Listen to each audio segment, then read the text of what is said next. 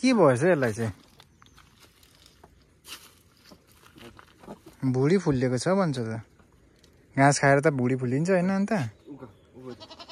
यहीँ जा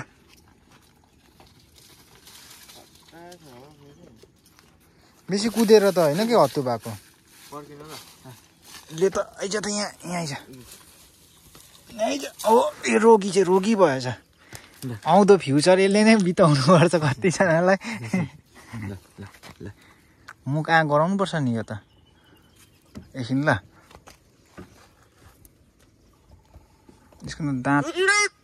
हाल्दे तर देखि ठुलो भयो नि यो हुँदैन सानो पाल्नु र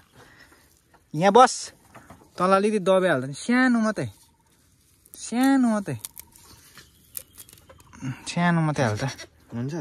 हुन्छ भयो हुन्छ सानो मात्रै हाल्नु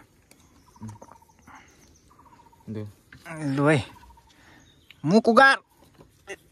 हाल हातभित्र हाली निकाल्छ पो यसले त हो पक्री त्यसलाई भित्र हाल्न भित्र हाल्छ लु आइया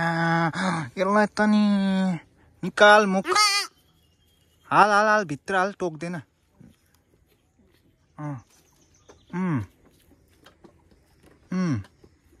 मिठो लागेर अब चाहिँ खायो हाल्दिउँ होइन भित्र आउँदो फ्युचर चाहिँ यसले त